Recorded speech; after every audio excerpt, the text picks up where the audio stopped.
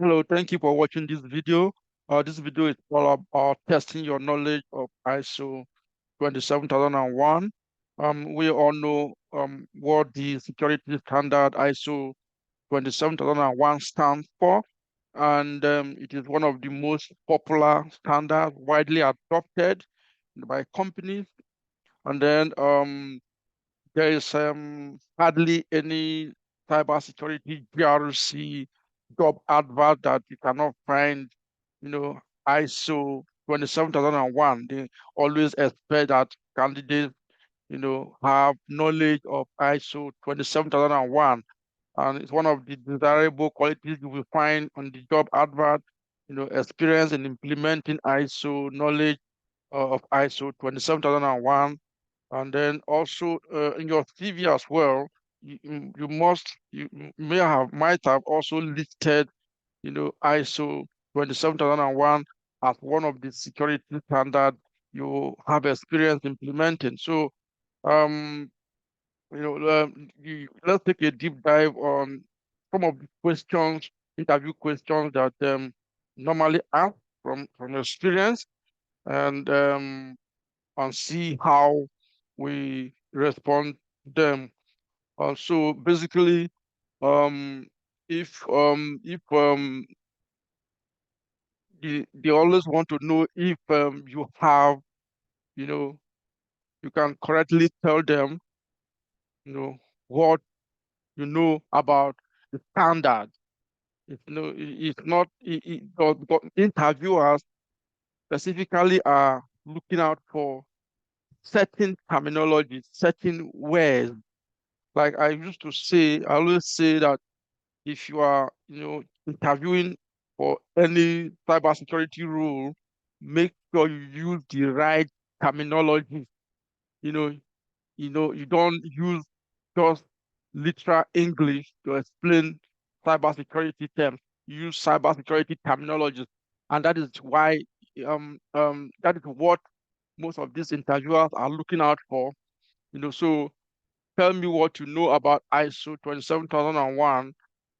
You know, ISO 27001 provides requirements. It provides requirements for establishing information security management system. You know, establishing, implementing, maintaining, and continuously improving. You might not remember all that, but if you can't remember anything, these two words that these three words provides requirement. Requirement must be there.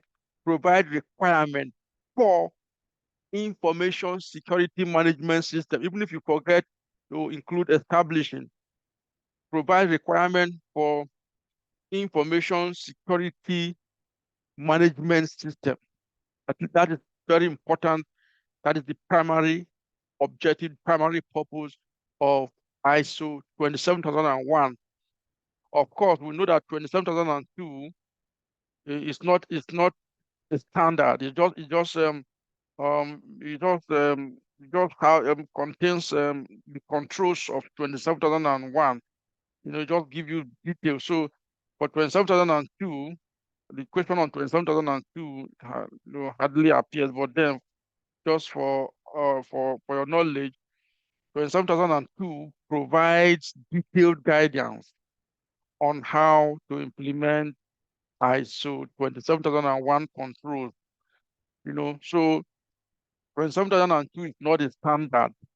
Provide detailed explanation. For example, this 27001 provide high level, you know, it tells you, for example, access control, implement access control, but it will not give you details of how to implement it.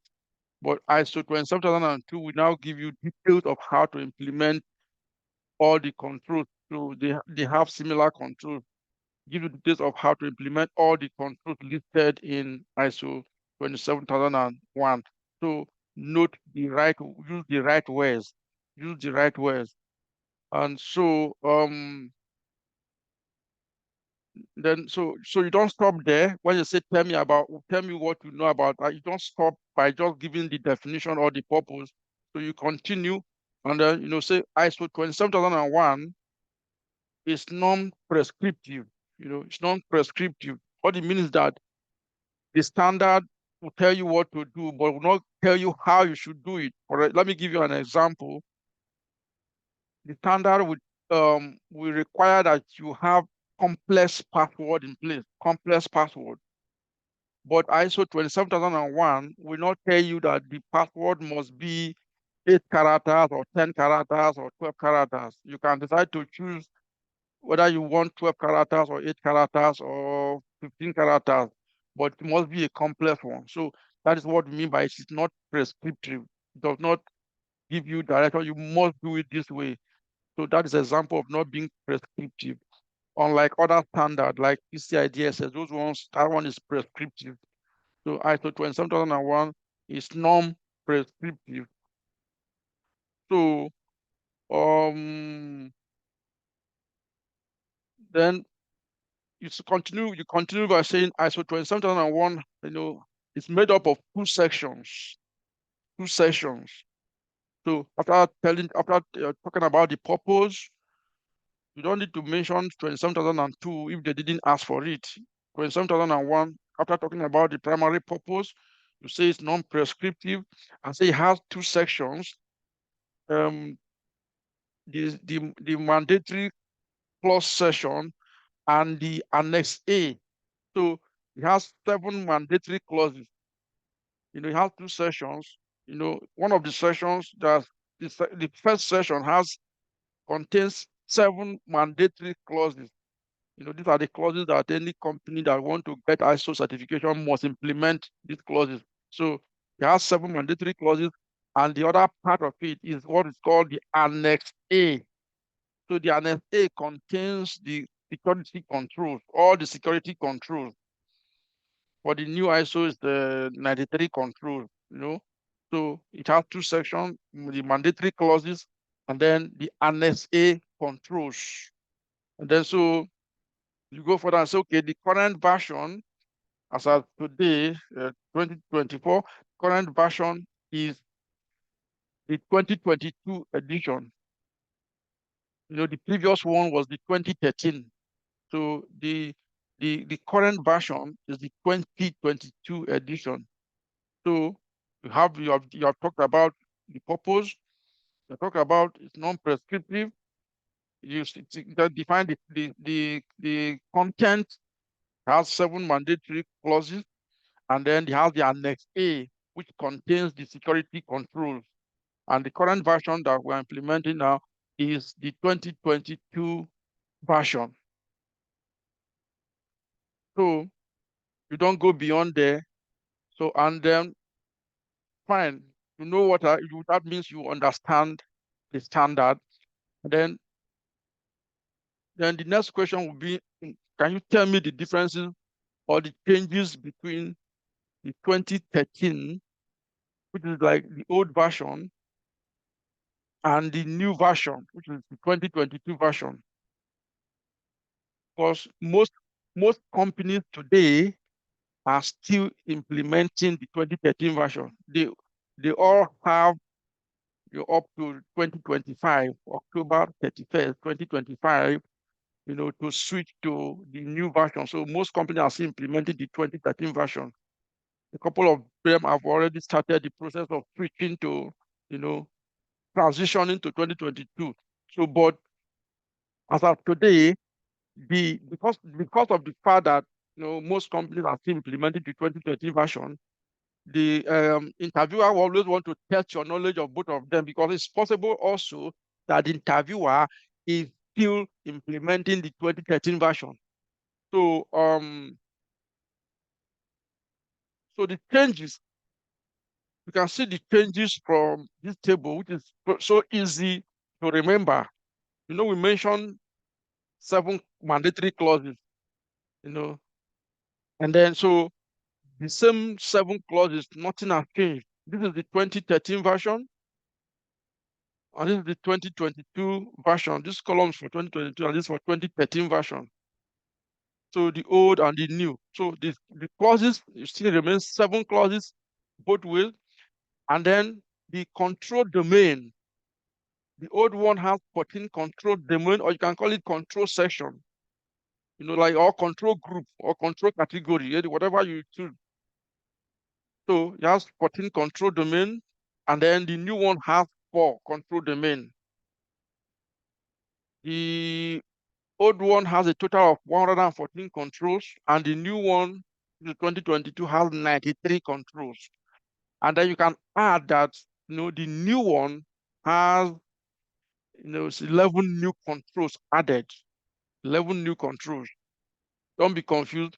The fact that it has 93, the fact that it was 114 the old one and 993 controls, and having 11 new controls does not in any way make this 93 to become 104. No, you don't. So 114 93 inside this 93 includes 11 new controls.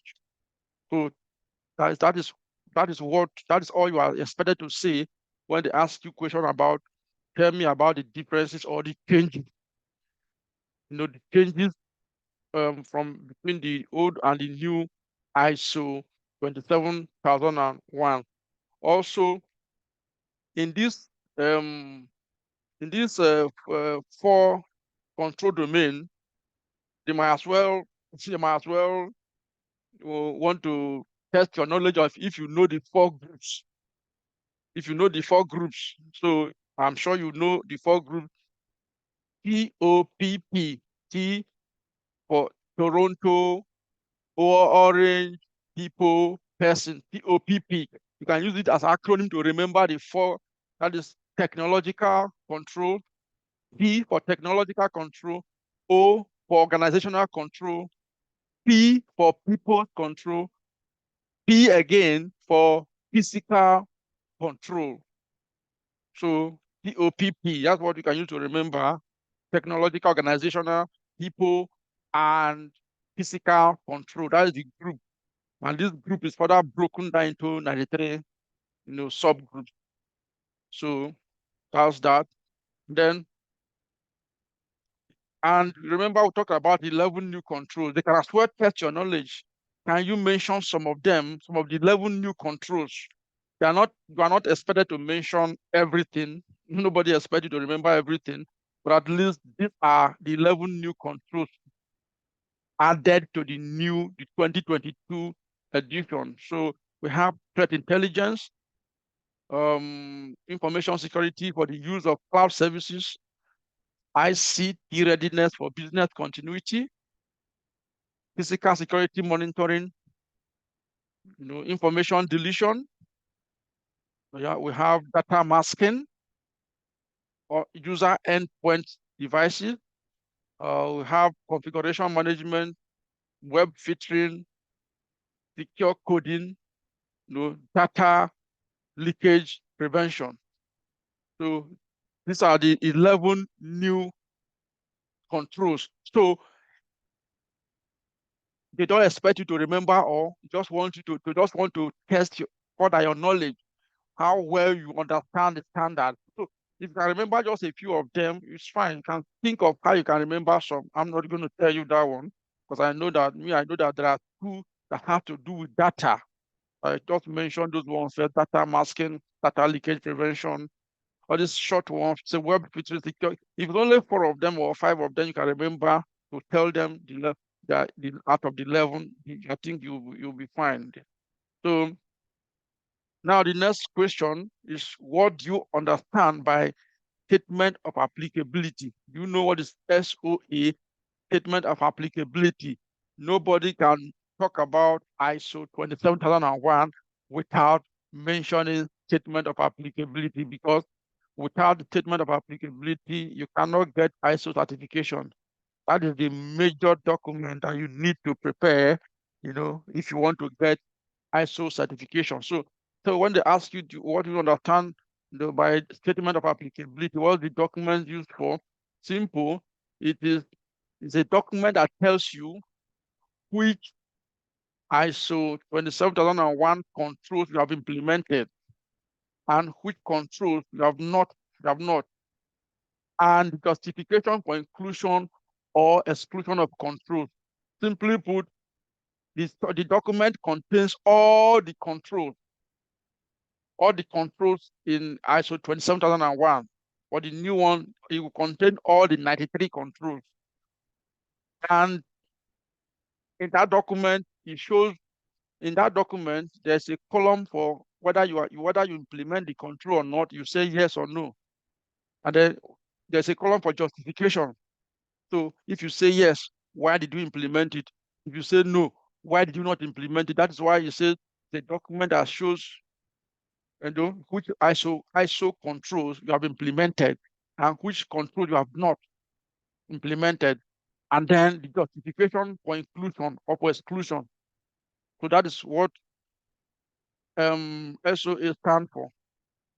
Then also document, some of the what is notable about the SOA is it must be versioned. But ideally, this first one is only what they expect from you. Once you can mention it, I'm not think you need to mention anyone further, but I'm just giving you further information in case, okay, what tells you, what is special about the document, what other features of the document have, but you don't need to mention beyond this first one.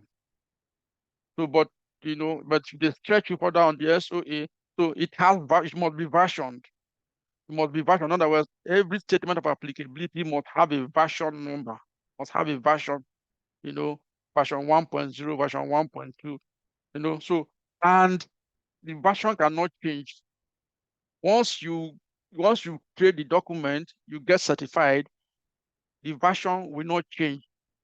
It will remain like that until, if you change it, that means you are going to change your certificate. So you don't change it unless if you add anything or you add a control or you remove a control. That's when you can change it. It's not meant to be altered. So it has a version number. Why does it have a version number?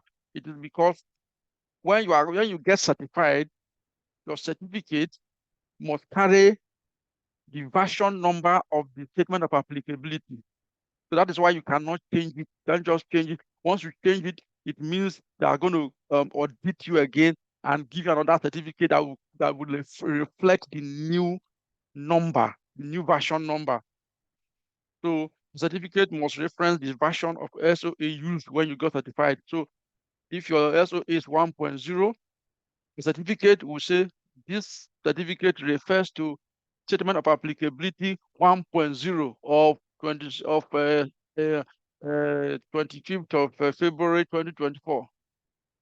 So if you change the SOA version number, you're going to change the certificate to reflect the new. So that is all you need to say about statement of applicability. So let's go to the next question. How do you maintain or renew ISO 27001 standard? Because they're going to test your experience. If you say you have experience implementing ISO 27001, you remember that the standard, in the certificate they give to you, don't forget, it's not, I didn't include it in this slide. The certificate they give to you is for 3 years. So if you get certified to now 2024, the certificate is for 3 years. It will expire in 2027. But so just have that at the back of your mind. Certificate is for 3 years. So, but it is renewed after 3 years. So they give you another certificate for another 3 years. But in between, they don't wait for 3 years before they audit you. They audit you every year. So how you respond to this? I'm just giving that as another information. That is not how you are going to respond to this question. How you're going to respond to this question is first of all, I would normally say the same thing that you did to earn you the certification will be the same things you will keep doing to earn you a renewal, your certificate, or what is called recertification, because you took some step, So you took some step, do some documentation, testing, others, you to get the certificate. The same thing you keep doing. And then so, like for example, you do training and awareness, you did monitoring compliance, you monitor compliance with policies, you did management review meeting, you did risk assessment, you did internal auditing, you did risk treatment, you did continuous improvement. So everything that you did. So also what you do is that you keep monitoring your compliance, you keep monitoring your training and awareness, you keep conducting your management review, you keep conducting your risk assessment, you keep conducting your internal auditing, treating and then taking corrective action, and then you keep improving the process. So these are the same thing that you did, and you must continuously do them to be able to renew your certificate. So, so as you do these things, you keep gathering evidence, especially when you do internal auditing, management review, you keep gathering evidences, and taking corrective action for any identified deviation. So in a nutshell, renewal of your certificate involves you coming, doing the same thing that you did before that gave you the certificate. And then when you do that, you now invite external auditors come and do their annual surveillance audit. Like I mentioned from the beginning, that certificate is for 3 years, but auditors come in every year to audit certain controls. They call that one annual surveillance audit. The surveillance audit, they do that yearly. The fact that your certificate will expire in 3 years does not mean they're going to wait for 3 years before they come and audit you. So the same thing you did before, the same thing you keep doing. You keep doing all this stuff, and then gathering your evidences, monitoring that everything is being implemented, including regulatory compliances and all the requirements. You keep repeating them yearly, and then your auditor will come in to audit you, for their normal surveillance, yearly surveillance audit. So that's practically what you do to renew your certificate. Nothing more than that. And then so how do you transition from old to, from old to the new version by ISO 27001? So there's a little bit of typo here. Let me just quickly correct that. So how do you transition from old to the new? Let me just quickly correct that to the new version of ISO 27001. So we have 2013. Remember, we have 2013. Now we are now using 2022. So how do you transition? Because there's a process of transitioning. They might ask you, have you been part of transitioning before? Definitely, I'm going to say yes. I'll always believe in saying yes to everything, because the more yes, the more your chances. Even when you have not, find get a way to know how it works, and then say it. It's just about talking. Nobody's going to ask you to practicalize it, to put it to work there. No. But the more you know, the more your chances of landing the job. But when they ask you this, no. When they ask you this, no. When they ask you this, no. Definitely, they're going to go for somebody who they feel who they are more comfortable with. So, have you ever experienced transitioning from there? That's why, even if you don't have experience, read about how it is done, and then say yes, and then go to the interview, and then say it, and you'll be fine. So how do you transition? First of all, you conduct a gap analysis. You're already implementing ISO 27013. You want to transition to 2022, which is a newer version. Definitely, there must be some addition to the standard, like especially in the 11 new control we mentioned earlier. If you are implementing the old version, which is 2013, definitely chances are that you are not implementing some or all of the 11 new controls. So that is where the gap analysis comes in. Gap analysis comes in, you have the new control, you have the old control, then you come up with a gap. So what is needed? What are we implementing now? What do we need to implement, to close the gap between the old and the new one? Come up with a gap analysis, and then begin to update your ISMS, Information Security Management System documentation. So all the documents you wrote, you know, that for the 2013, the old version that got you certified, you're going to update them to reflect the changes. For example, your policies need to be you need to review your policies, write new ones, because if you have new controls to implement, definitely you are going to write new policies, because every control you want to implement must have a policy. You're going to write new procedure, new policies, new procedure, but to reflect the new controls and the changes. Even your statement of applicability is going to change because it's going to include the new controls. So you have to come up with new documentation.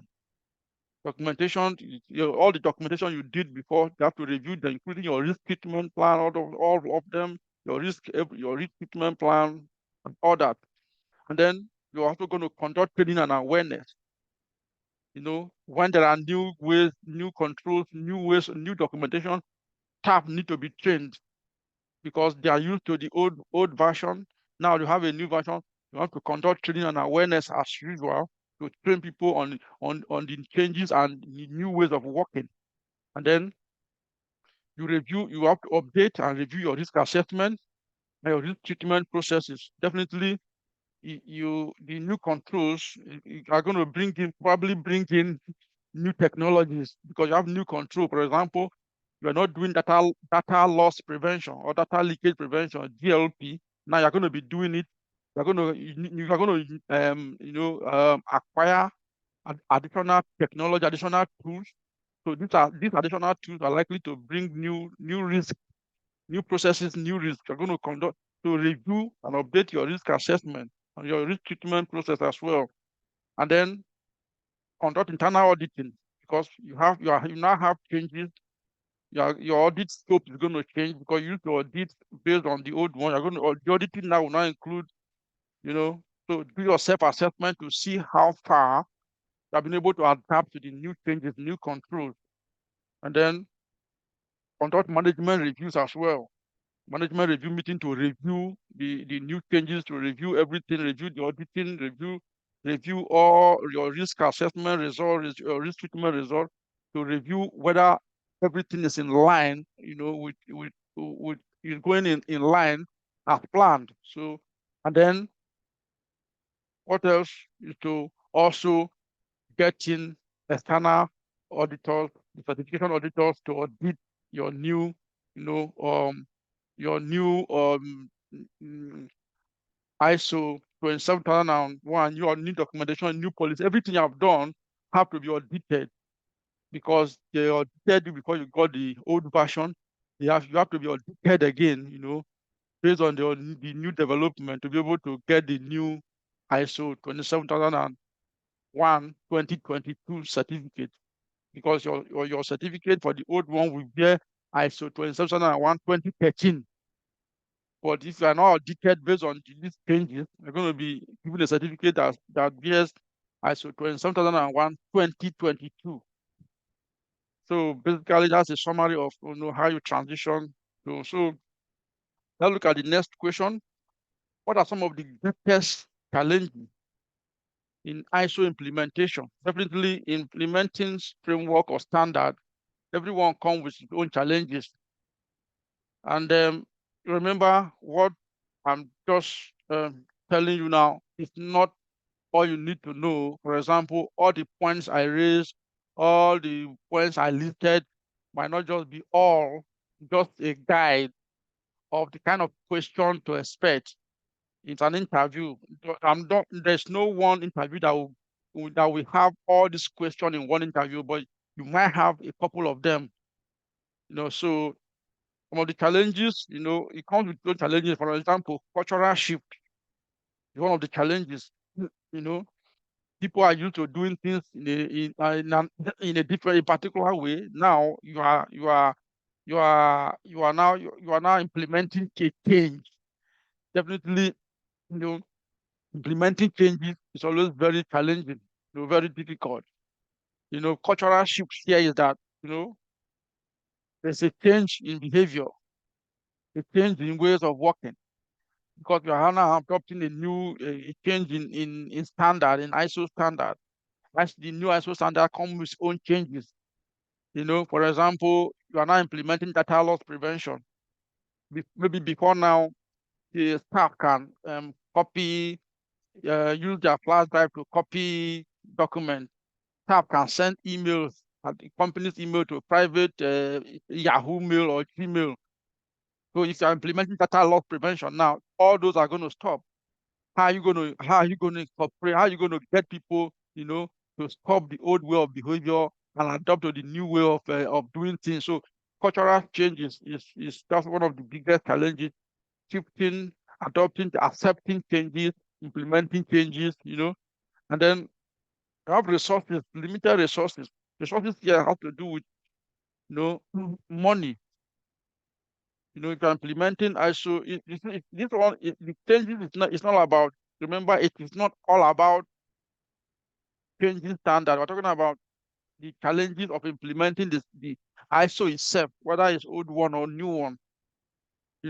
So, for example, if we talk about, let's give an example, like the HR team, keep talking about this cultural change. The HR team used to hire maybe before without doing background check or screening and all that. But now, ISO standard, it requires you to do all those background check and all that. So definitely the HR team is going to hire differently. And that means additional work for them, additional burden for them. Are they going to accept these changes, resistances, pushback?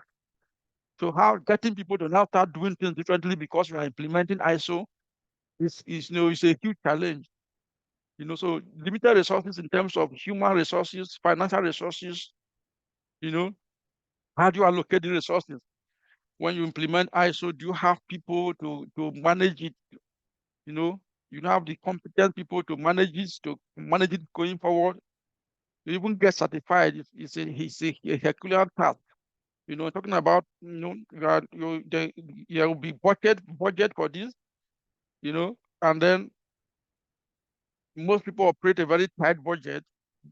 Bringing out money to implement all those controls, including bringing in new technologies. It's usually very challenging. And having the right people to even manage the process going forward, because some companies get certified and they struggle to even maintain the certification going forward. So sometimes another lack of consistency, after initial certification, it's almost similar to what I've said here. Some people get certified, but after getting certified, they go to sleep.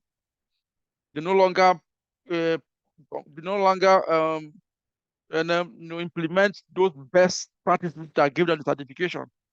Just like, let us get certified for the purpose of winning contract or winning bid. And after that, they go to sleep. You see that they no longer implement some of the controls, and they can be exposed. Having the certificate does not give you will not guarantee you 100% protection.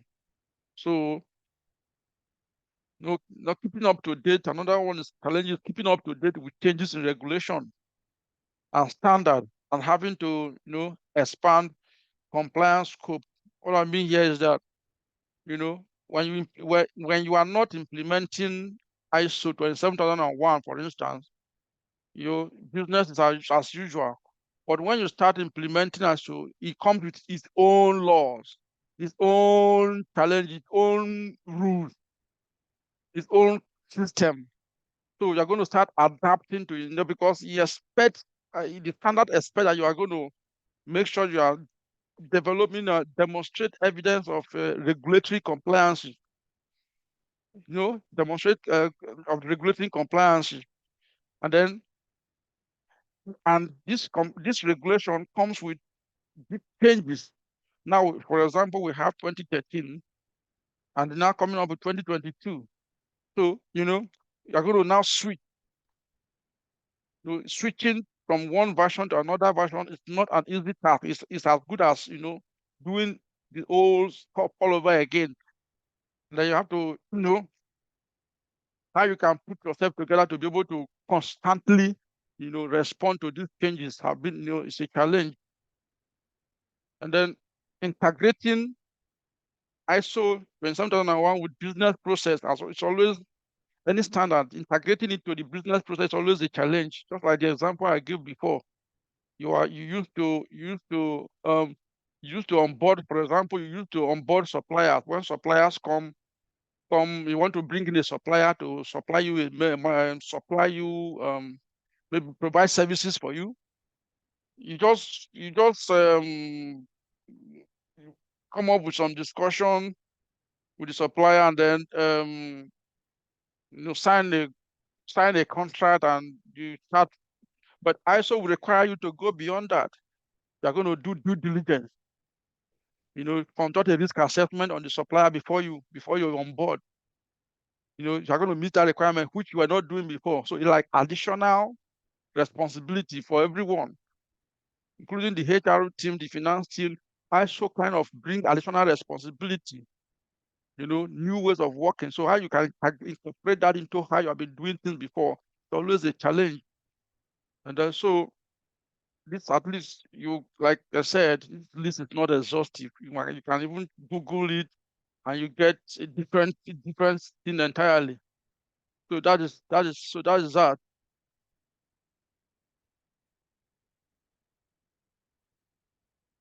Okay, so let's move forward to um the next one, which is how do companies get, I believe this is the last one. How do companies get certified, to ISO 27001? For example, they might ask you, do you have experience getting certification, especially for companies that are still looking to get certification.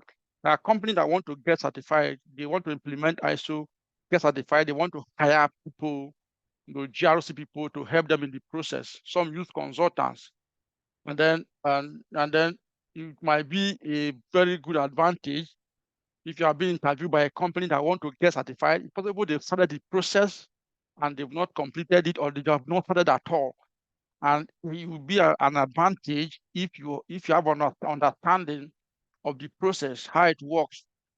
And then, like I advise, even if you have not, say you have, just a matter of being able to um, demonstrate that during the interview process.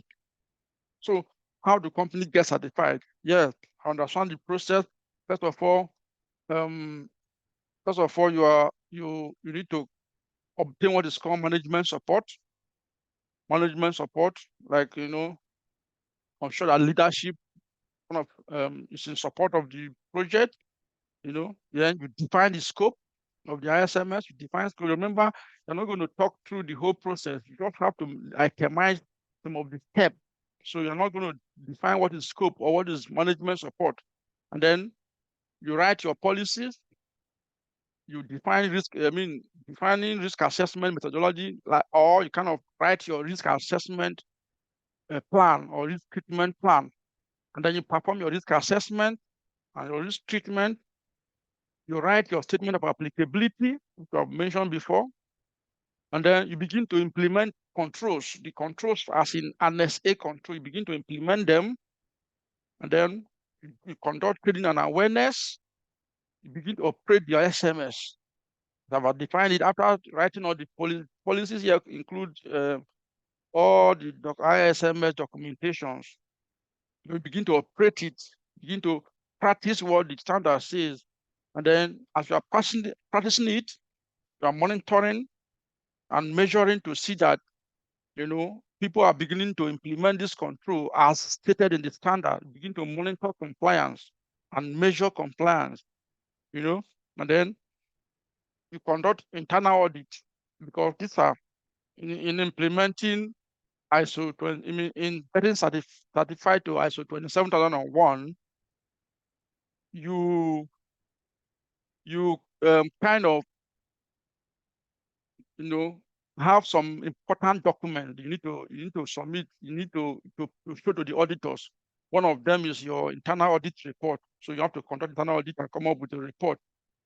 And then management review meetings, like we mentioned before, conduct your management review meetings, and then take corrective action. If you audit after your audit, you have findings, or after your management review, you have issues that need to be corrected, you take corrective actions, and you have to show proof of corrective actions taken, and then doing all this, you bring in external auditors, certification auditors to audit you, and then if they are satisfied, they give you certificate. But if you want a detailed explanation of each of these steps, if you want a detailed explanation, you want to learn more about the certification process, we have a video which is in this channel, on this channel. Watch that video, which is ISO 27001 certification process. If you want a detailed, very detailed one, it's about 30 minutes or so. And so thank you very much for watching this video. Please subscribe to the channel if you have not done so that you can be alerted of future videos. And if you need further guidance, mentoring, you can contact us. These are the contact details. Thank you, and make sure please try to subscribe and like this video. Thank you very much for watching.